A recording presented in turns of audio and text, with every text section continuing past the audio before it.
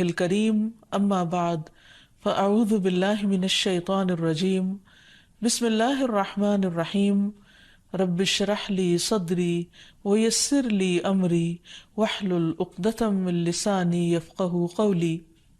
السلام علیکم ورحمۃ اللہ وبرکاتہ۔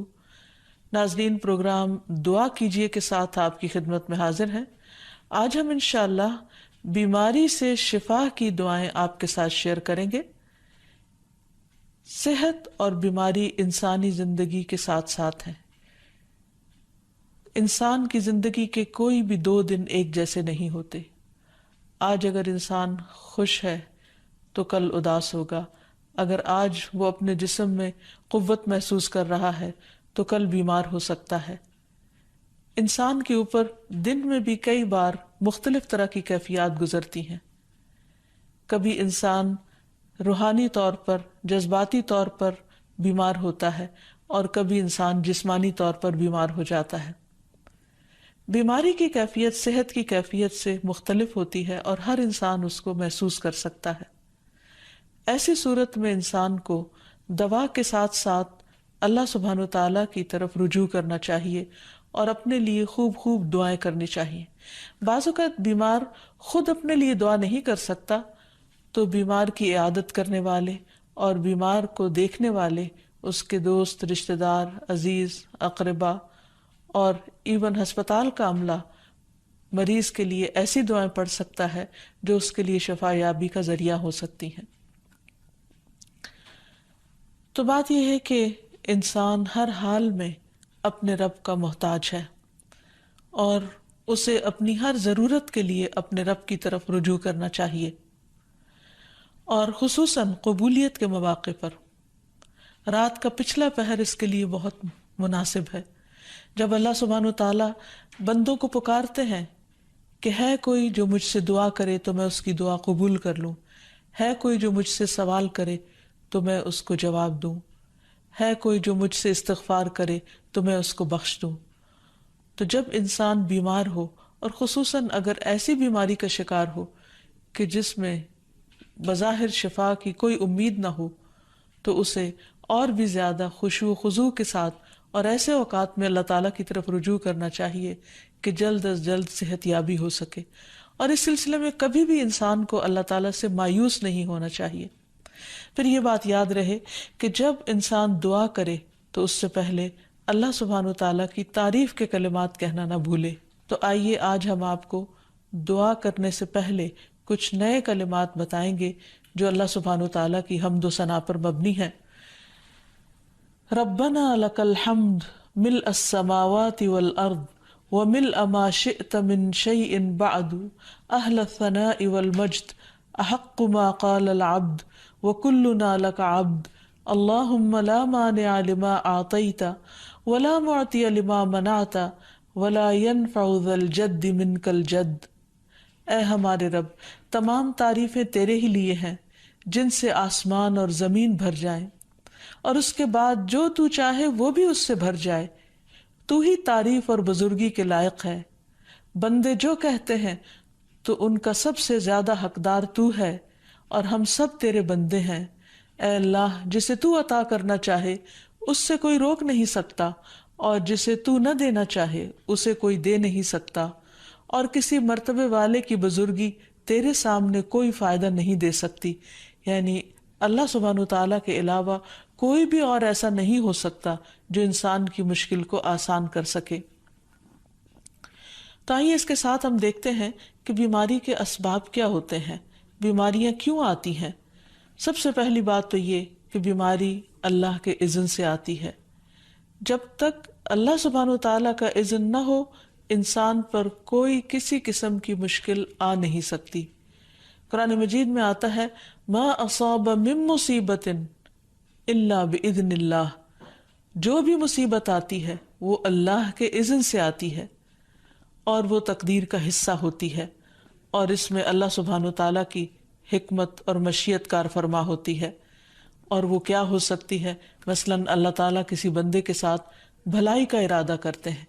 اس کے گناہ معاف کرنا چاہتے ہیں، اس کو کسی خاص چیز کی سمجھ دینا چاہتے ہیں، تو اسے تکلیف میں مبتلا کر دیتے ہیں. کیونکہ بعض اوقات انسان زندگی میں اتنا مصروف ہوتا ہے اپنے روزانہ کے روٹین کے کاموں میں کہ وہ ٹھہر کر، رک کر، خاموشی کے ساتھ وقفہ لیے بغیر کوئی ایسی بات سوچتا نہیں کہ جو اسے سوچنی چاہیے، جو اللہ تعالیٰ چاہتے ہیں کہ وہ سوچے. تو جب انسان بیمار ہو جاتا ہے تو ایک اور کنڈیشن میں آ جاتا ہے، وہ آرام کی کیفیت میں آ جاتا ہے. ایسی صورت میں انسان کو وہ باتیں بھی سوچنے کا موقع مل جاتا ہے جو عام طور پر وہ نہیں سوچتا. پھر اسی طرح ہمیں ہمارا دین یہ بھی بتاتا ہے کہ بعض اوقات انسان پر بیماری یا کوئی بھی تکلیف اس کے اپنے ہاتھوں کی کمائی سے آتی ہے، یعنی اس کا اپنا کوئی گناہ یا قصور ہوتا ہے جس کی بنا پر اسے وہ تکلیف پہنچتی ہے. قرآن مجید میں آتا ہے وَمَا أَصَابَكُم مِّن مُّصِيبَةٍ فَبِمَا كَسَبَتْ أَيْدِيكُمْ وَيَعْفُو عَن كَثِيرٍ، اور تمہیں جو بھی مصیبت پہنچی تو وہ اس وجہ سے ہے جو تمہارے ہاتھوں نے کمایا، اور وہ بہت سی چیزوں سے درگزر کر جاتا ہے. اسی طرح بعض اوقات انسان کی بیماریاں اس کے کسی گناہ کا نتیجہ ہوتی ہیں. عمر رضی اللہ عنہ نے جب عباس رضی اللہ عنہ سے بارش کی دعا کرنے کے لیے کہا تو انہوں نے کہا اے اللہ، بے شک مصیبتیں گناہوں کی وجہ سے ہی نازل ہوتی ہیں اور انہیں صرف توبہ ہٹا سکتی ہے. پھر اسی طرح ایک اور روایت میں آتا ہے رسول اللہ صلی اللہ علیہ وسلم نے فرمایا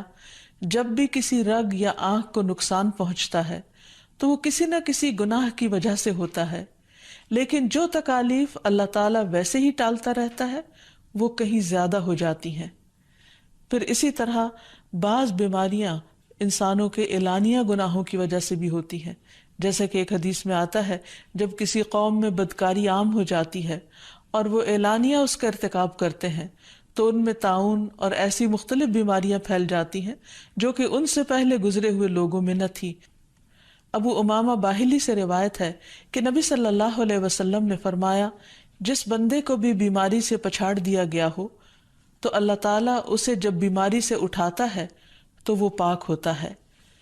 تو یہ ایک حقیقت ہے کہ انسان کے گناہ اس کے لیے مشکلات کا سبب بنتے ہیں. امام ابن القیم الجوزیہ لکھتے ہیں، ان کی ایک مشہور کتاب ہے الداء والدواء، بیماریاں اور علاج، اس میں وہ کہتے ہیں کہ کوئی بھی گناہ ایسا نہیں کہ جس کے اثرات نہ ہوں. انسان سے چھوٹی یا بڑی جو بھی کوئی غلطی صادر ہوتی ہے اس کے نتیجے میں کچھ نہ کچھ اثرات اس کی زندگی پر ضرور پڑتے ہیں. ہاں اگر اللہ تعالیٰ معاف کر دے تو وہ اور بات ہے، ورنہ ہر گناہ کی ایک تاثیر ہوتی ہے، اور ان تاثیرات میں سے ایک چیز یہ ہے کہ انسان مختلف قسم کی بیماریوں میں مبتلا ہو جاتا ہے. اسی لیے ہم دیکھتے ہیں کہ جب انسان بیماری میں مبتلا ہوتا ہے تو اللہ تعالیٰ اس بیماری کو اس کے گناہوں کا کفارہ بنا دیتے ہیں. جیسے حدیث میں آتا ہے کہ جس مسلمان کو کانٹا چبھے یا اس سے زیادہ کوئی تکلیف پہنچتی ہے تو اللہ تعالیٰ اس کے ذریعے اس کے گناہوں کو اس طرح دور کر دیتا ہے جس طرح درخت سے اس کے پتے جھڑتے ہیں. تو اس سے ہمیں یہ پتہ چلتا ہے کہ بیماریوں کے آنے کے مختلف اسباب ہوتے ہیں. بیماری بہرحال جس بھی وجہ سے آئے، لیکن اصل چیز دیکھنے کی یہ ہے کہ مومن کا رویہ کیا ہے. مومن کو اگر کوئی کانٹا بھی چبھتا ہے تو وہ اس پر صبر کرتا ہے. اس لیے بیماری یا تکلیف کے آنے پر انسان کو اللہ سے راضی رہنا چاہیے، شکوہ نہیں کرنا چاہیے، کیونکہ جو اللہ سے راضی ہو جاتا ہے کسی آزمائش پر، اللہ تعالیٰ بھی اس سے راضی ہو جاتا ہے. پھر اسی طرح اللہ تعالیٰ کا شکر ادا کرنا چاہیے، کیونکہ بیماری اس سے زیادہ شدید بھی ہو سکتی تھی. لہٰذا انسان کو اللہ تعالیٰ جس حال میں رکھے انسان اس پر شکر گزار رہے. پھر یہ کہ انسان کسی بھی بیماری میں کسی بھی قسم کی ہو اور زندگی کے کسی بھی حصے میں ہو اس میں مایوس نہ ہو، پر امید رہے کہ بیماری دور ہو جائے گی. پھر اسی طرح اگر بیماری طول پکڑ جائے تو انسان کو گھبرانا نہیں چاہیے، کیونکہ ہر گزرنے والا لمحہ انسان کے درجات میں اضافے کا سبب بنتا ہے اور اس کے گناہ مسلسل جھڑتے چلے جاتے ہیں حتیٰ کہ انسان بالکل پاک صاف ہو جاتا ہے. پھر اسی طرح انسان کو بیماری کی حالت میں دوسروں سے شکوے شکایات نہیں کرنی چاہیے، کیونکہ بیماری اللہ کے اذن سے آتی ہے، اور جب انسان ہر ایک کے آگے رونا رونے لگتا ہے تو گویا وہ اللہ تعالیٰ کا شکوہ کر رہا ہوتا ہے، جو چیز اللہ تعالیٰ کو پسند نہیں. پھر اسی طرح منہ سے برے الفاظ نہیں نکالنے چاہیے، بیماریوں کو کوسنا نہیں چاہیے، اور پھر ایسے الفاظ نہیں ادا کرنے چاہیے کہ مجھے لگتا ہے کہ اس بیماری میں میری زندگی چلی جائے گی، یا یہ کہ کسی مریض کی عیادت کے لیے جا کر اس کو اس قسم کی بات نہیں کرنی چاہیے، خواہ کتنی ہی خطرناک بیماری کیوں نہ ہو، ہمیشہ اسے امید دلانے چاہیے، کیونکہ مایوسی کے الفاظ اور برے بھلے اور منفی قسم کی باتیں اللہ تعالیٰ کو پسند نہیں، اور انسان ویسے بھی جیسے سوچتا ہے پھر اس کے ایکشن اس کے مطابق ہونے لگتے ہیں۔ اب یہ ہے کہ انسان بیماری میں دوا ضرور کرے، کیونکہ حدیث میں آتا ہے کہ اللہ تعالیٰ نے کوئی بیماری ایسی نہیں اتاری جس کے لیے دوا نہ اتاری ہو۔ ہاں، جسے معلوم ہو اسے معلوم ہوتا ہے، اور جسے نہیں معلوم ہوتا اسے نہیں معلوم ہوتا۔ بعض اوقات اللہ تعالیٰ ڈاکٹر کے دل میں ڈال دیتا ہے اور اس کا علاج اس کو سمجھ میں آ جاتا ہے، اور بعض اوقات وہ بیماری لا علاج ہوتی ہے، حالانکہ اس کا علاج موجود ہوتا ہے مگر کسی کو بھی علاج سمجھ میں نہیں آتا۔ بہرحال نوعیت کچھ بھی ہو تو علاج ضرور کراتے رہنا چاہیے، اور کبھی مایوس نہیں ہونا چاہیے کہ اس بیماری کا علاج ہو نہیں سکتا،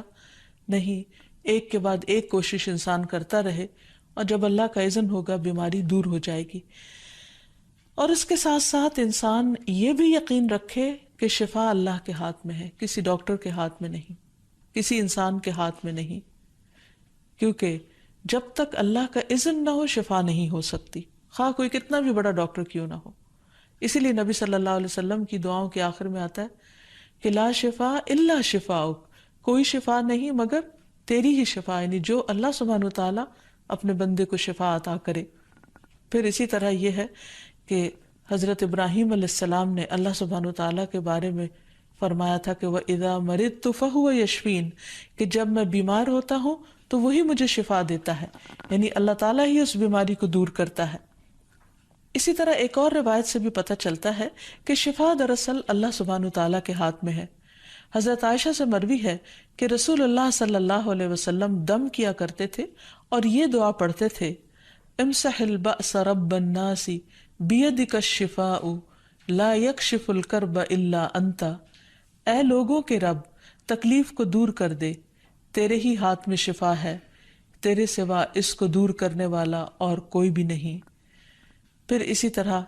انسان جب کسی بیمار کی عادت کے لیے جائے تو اس پر بھی دعا پڑھے اور اس کے لیے دعا کرے۔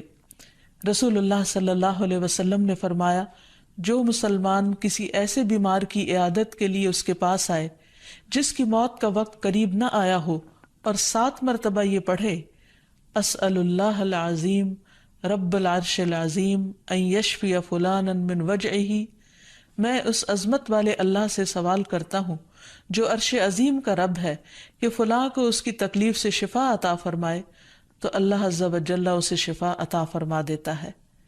اور پھر ہم دیکھتے ہیں کہ تمام انبیاء اپنی بیماریوں میں، تکلیفوں میں اللہ تعالیٰ کو پکارتے تھے،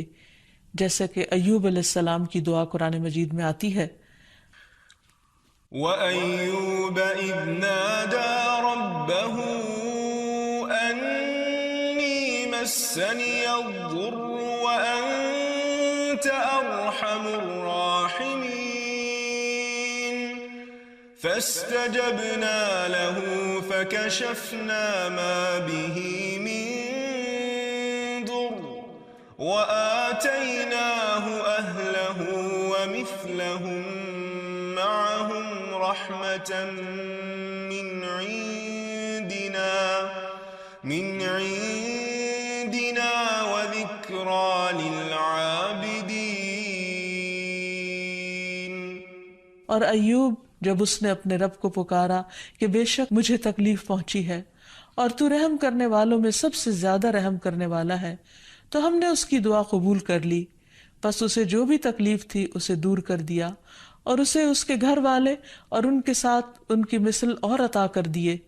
اپنے پاس سے رحمت کے لیے اور ان لوگوں کی یاد دہانی کے لیے جو عبادت کرنے والے ہیں۔ اسی طرح رسول اللہ صلی اللہ علیہ وسلم نے ایک اور موقع پر ایک صحابی عثمان بن ابی عاص الثقفی کو ایک دعا سکھائی۔ جب وہ نبی صلی اللہ علیہ وسلم کے پاس حاضر ہوئے، وہ کہتے ہیں مجھے اتنی تکلیف تھی کہ قریب تھا کہ وہ مجھے ہلاک کر دیتی، تو نبی صلی اللہ علیہ وسلم نے مجھے فرمایا اس درد کی جگہ پر اپنا دایاں ہاتھ رکھو اور 7 مرتبہ کہو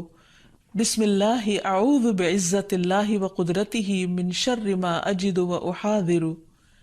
اللہ کے نام کے ساتھ میں پناہ مانگتا ہوں اللہ کی عزت کی اور اس کی قدرت کی اس شر سے جو میں محسوس کرتا ہوں، یعنی اس تکلیف سے بچنے کے لیے جو مجھے محسوس ہو رہی ہے اور جس سے میں خوف محسوس کرتا ہوں۔ عثمان کہتے ہیں کہ جب میں نے یہ پڑھا تو اللہ سبحانہ وتعالیٰ نے مجھے شفا عطا کر دی۔ پھر اسی طرح ہر بیماری سے شفا کی دعا نبی صلی اللہ علیہ وسلم نے سکھائی۔ عبداللہ بن عباس سے مروی ہے کہ نبی اکرم صلی اللہ علیہ وسلم نے فرمایا، جب کوئی شخص کسی ایسے مریض کی عیادت کرے جس کی موت کا وقت ابھی قریب نہ آیا ہو اور اس کے پاس 7 مرتبہ یہ دعا پڑھے، اسأل اللہ العظیم رب العرش العظیم ان یشفیک، میں عظمت والے اللہ جو عرش عظیم کا رب ہے اس سے دعا کرتا ہوں کہ وہ تمہیں شفا عطا کرے، تو اللہ تعالیٰ اسے اس مرض سے شفا عطا کر دے گا۔ پھر اسی طرح نبی صلی اللہ علیہ وسلم اگر کسی کو کوئی پھوڑا پھنسی ہوتی تو اپنے لعاب دہن کے ساتھ زمین کی مٹی تھوڑی سی لے کر اس درد تکلیف والی جگہ پر لگاتے تو اس سے بھی شفا ہوتی۔ حضرت عائشہ کہتی ہیں کہ جب کسی انسان کے عضو میں کوئی تکلیف ہوتی، پھوڑا یا زخم ہوتا، تو نبی صلی اللہ علیہ وسلم اپنی انگلی اس طرح رکھتے، اور سفیان جو راوی ہیں انہوں نے اپنی شہادت کی انگلی زمین پر رکھی، پھر اسے اٹھا کر فرمایا بسم اللہ تربت اردنا بریقت بعدنا لیشفى به سقیمنا باذن ربنا، اللہ کے نام کے ساتھ ہماری زمین کی مٹی ہمارے رب کے حکم سے ہم میں سے بعض کے تھوک کے ساتھ ہمارے بیمار کو شفا دی جائے۔ یعنی لعاب دہن کا اپنا ایک اثر ہوتا ہے، اور لعاب دہن جو ہے ایک طرح سے دوا کا کام کرتا ہے، اور اللہ کا نام لے کر جب لعاب دہن لگایا جائے تو شفا ہوتی ہے۔ جیسے کہ ایک اور موقع پر نبی صلی اللہ علیہ وسلم نے ایک جلے ہوئے مریض کے اوپر یہی دعا پڑھ کر لعاب دہن لگایا تو اللہ تعالیٰ نے اس مریض کو شفا یاب کر دیا، اور وہ دعا تھی اذہب البأس رب الناس واشف انت الشافی لا شفاء الا شفاؤک شفاء لا یغادر سقما۔ پھر اسی طرح ایک موقع پر ایک قبیلے کے سردار کو جب بچھو نے کاٹ لیا اور اس کے جسم میں زہر پھیل گیا تو ایک صحابی نے سورۃ الفاتحہ پڑھ کر اس پر دم کیا تو اس سے اس کو شفا ہو گئی، اور یہ بات جب نبی صلی اللہ علیہ وسلم کو بتائی گئی تو آپ اس پر خوش ہوئے۔ اور سورۃ فاتحہ سب لوگوں کو آتی ہے، اسی لیے اس کا نام سورۃ الشفا بھی ہے، کیونکہ یہ بیماری میں بطور علاج پڑھی جاتی ہے مریض پر، مریض خود بھی پڑھ سکتا ہے اور اس کے اٹینڈنٹس بھی اس پر پڑھ سکتے ہیں۔ حضرت علی رضی اللہ تعالیٰ عنہ کہتے ہیں کہ نبی صلی اللہ علیہ وسلم کو بچھو نے ڈس لیا اور آپ نماز پڑھ رہے تھے۔ جب آپ نماز سے فارغ ہوئے تو آپ نے فرمایا اللہ تعالیٰ بچھو پر لعنت کرے، یہ نہ نمازی کو چھوڑتا ہے نہ کسی اور کو۔ پھر آپ نے پانی اور نمک منگوایا، آپ اس پر ملتے جا رہے تھے اور یہ صورتیں پڑھ رہے تھے قل یا ایھا الکافرون وقل اعوذ برب الفلق اور قل اعوذ برب الناس، تو یہ بھی ایسے مواقع پر پڑھی جا سکتی ہیں۔ پھر اسی طرح یہ ہے کہ اگر کسی بھی دوا یا دعا سے مریض صحت یاب نہ ہو رہا ہو، اس کی تکلیف کم نہ ہو رہی ہو، تو بھی موت نہیں مانگنی چاہیے، کیونکہ مومن کے لیے زندگی ایک بہت بڑی نعمت ہے۔ وہ جس بھی حال میں گزرے، بہرحال وہ اسے آخرت کمانے کا ذریعہ بنا سکتا ہے۔ یعنی اگر وہ تکلیف میں اس کی زندگی گزر رہی ہے اور اس پر وہ صبر کر رہا ہے اور اللہ کو یاد کر رہا ہے تو اس کے بے پناہ درجات بلند ہونے کا ذریعہ ہے، یعنی یہ بیماری اس کے لیے بلندی درجات کا ذریعہ بن جاتی ہے۔ اس لیے کبھی بھی موت نہیں مانگنی چاہیے۔ ہاں اگر تکلیف حد سے بڑھ جائے تو انسان یہ دعا مانگ سکتا ہے اللہم احینی ما کانت الحیات خیرا لی وتوفنی اذا کانت الوفات خیرا لی، اے اللہ جب تک میرے لیے زندگی بہتر ہو مجھے زندہ رکھ، اور جب میرے لیے وفات بہتر ہو تو مجھے وفات دے دے۔ تو اللہ تعالیٰ سے دعا ہے کہ اللہ تعالیٰ تمام بیماروں کو صحت اور شفا عطا فرمائے، اور ہمیں بیماری اور آزمائش کے موقع پر اپنی طرف رجوع کرنے کی توفیق دے۔